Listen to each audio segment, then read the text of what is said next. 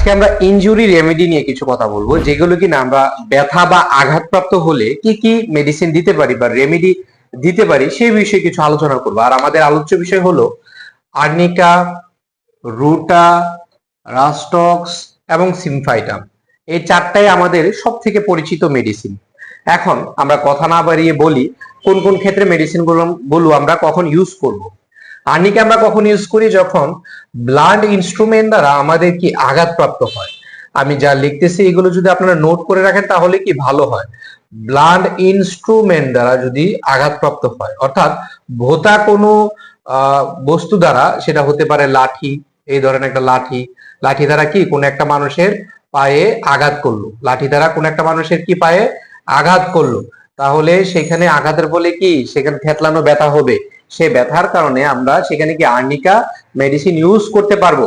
বা ধরেন আমরা কোনো একটা জায়গা থেকে পড়ে গেলাম, হ্যাঁ, আমি একটা সিঁড়ি থেকে কি এরকম কি পড়ে গেলাম, আমার পা কি এখান থেকে কি পড়ে গেছে, আমি সিঁড়ি থেকে পড়ে গেছি এবং আমার মাথায় আঘাত লাগছে, মাথায় আঘাত লাগার কারণে মাথাটা কি ফুলে গেছে, নীলচে হয়ে গেছে, থেতলানো ব্যথা করতেছে।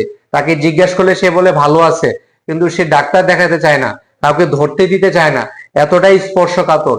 তখন আমরা যে কোনো ধরনের আঘাতপ্রাপ্ত ব্যথার কারণে আমরা কি দিতে পারি? আর্নিকা দিতে পারি। এবং অনেকের ক্ষেত্রে অনেক বাচ্চারা যখন মাথার মধ্যে আঘাতের কারণে মাথায় পানি জমতে আরম্ভ করে, হ্যাঁ, মেনিনজাইটিস পর্যায়ে চলে যায়, মাথায় পানি জমতে আরম্ভ করে, তখন আমরা এই আর্নিকা দিয়ে কি সেটা পূরণ করতে পারবো। এছাড়া যেসব মানুষের আঘাত লাগার কারণে রক্ত শরীরের মধ্যে জমে গেছে বা আঘাতের কারণে মাথার মধ্যে রক্ত জমে গেছে, তো আর্নিকা সেগুলো শোষণ করে নিতে পারে, সেই ব্লাড গুলা সে শোষণ করে নিতে পারে। তাহলে এই কয়টা জিনিস যদি জানতে পারি তাহলে সকল প্রকার বেসিক যে আঘাত যেটা নর্মালি লাগে আমরা, সেটা লাঠি পেটা দ্বারা হোক বা কেউ শাসন করার দ্বারা হোক, অনেক বাচ্চাদের দেখবেন খুব মারে লাঠি দিয়া, তার পিছনে কি একদম কালশিটে নীলচে দাগ পড়ে যায়, লাল রক্ত জমে যায়, তখন তাদেরকে আর্নিকা দিলে খুব ভালো রেজাল্ট পাবো। আচ্ছা, রুটা আমরা কখন দিব? রুটা কাজ করে হলো ফাইব্রাস টিস্যু, টেন্ডনস, হ্যাঁ, লিগামেন্টস, এগুলোর উপর খুব ভালো কাজ করে। ফাইব্রাস টিস্যু, টেন্ডনস, লিগামেন্ট, জয়েন্টস, খুব ভালো কাজ করে, খুবই ভালো কাজ করে এগুলোর উপর। তাহলে যখন আমাদের অস্থির, অর্থাৎ আমাদের হাড় কি ধরেন এটা আমাদের একটা পায়ের হাড়, ঠিক আছে, এটা একটা আমাদের পায়ের হাড়, এই হাড়ের যে আবরণী রয়েছে, আবরণী, হ্যাঁ, বাইরে যে আবরণী রয়েছে সেটাকে বলে কি একটা পেরিওস্টিয়াম বা একটা পেরিওস্টেরিয়াম দ্বারা, আবরণী দ্বারা কি ঢাকা থাকে এই হাড়টা। তাহলে ওই পেরিওস্টিয়াম যে আবৃত যে হাড়টা রয়েছে বা যে পর্দাটা রয়েছে, ওইটা খুব শক্ত থাকে এবং এটার মধ্যে আঘাত ফলে দেখা যায় আমাদের এখানে একটা থেতলানো ব্যথা হয়। তো এগুলো যখন আঘাতপ্রাপ্ত হবে তখন আমাদের মেডিসিন হবে কি রুটা। রুটা হাড় পর্যায়ে যখন ব্যথাটা চলে যায় তখন এটি রুটা। এবং আমাদের সাপোজ আমাদের পা কি টেন্ডন, অর্থাৎ একটা হাড় থেকে আরেকটা হাড় যে লাগানো থাকে, এখানে কিছু টেন্ডন থাকে, এই একটা হাড় এই একটা হাড়, এখানে কি কিছু টেন্ডন থাকে, এই টেন্ডন যদি ছিঁড়ে যায় আঘাতপ্রাপ্ত ব্যথার কারণে, তখন আমরা কি রুটা ইউজ করতে পারি। বা জয়েন্ট যদি মুচকে যায় তাহলে কি আমরা সেখানে কি এই পায়ের জয়েন্ট কি মুচকে গেছে, সেখানে আমরা কি রুটা ইউজ করতে পারি, খুব ভালো রেজাল্ট আসে। আচ্ছা, এবার আমরা সিমফাইটামে আসি। সিমফাইটাম কখন ইউজ করব?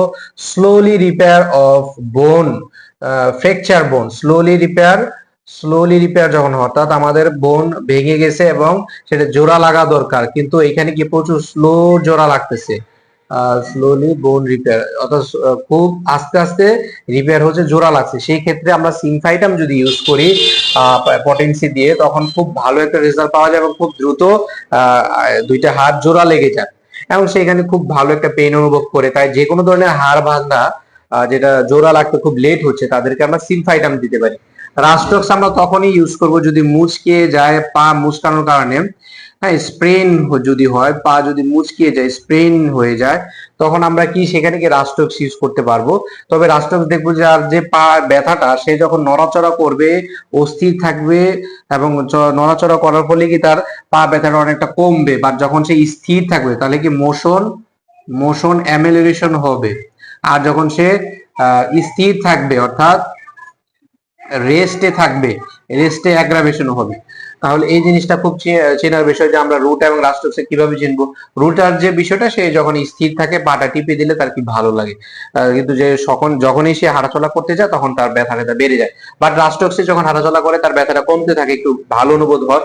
যখন সে এক জায়গায় স্থির থাকে তখন তার খুব অস্থিরতা হয়, তার খুব খারাপ লাগা কাজ করে, এপাশ ওপাশ না হলে তার সিমটমস কমে না। এই ছিল আমাদের, আমরা যদি এখন পার্থক্য করি, রুটা, রাস্টক্স পারলাম, আর্নিকা পারলাম, সিমফাইটামও পারলাম, এই চারটা যে মেডিসিন এখন যদি আমরা আসে তাহলে আমরা ইউজ করতে পারবো না ইনশাআল্লাহ। যে কোনো রোগী আসলে আল্লাহর রহমতে আপনারা যদি এগুলো ইউজ করেন, রোগী ভালো হবে এবং আপনাকেও 4-5টা রোগী এনে দিবে। যার কারণে এই বেসিক বিষয়গুলো অবশ্যই আমাদের জানা থাকতে হবে। আমি প্রতিনিয়ত এরকম কিছু মেডিসিন আলোচনা করব।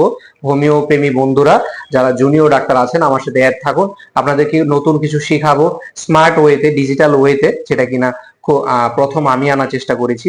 আশা করি আপনাদের কাছে ভালো লাগবে, রেগুলার আমি দিব। তো like, comment, share, subscribe, follow করে পাশে থাকবেন। আসসালামু আলাইকুম।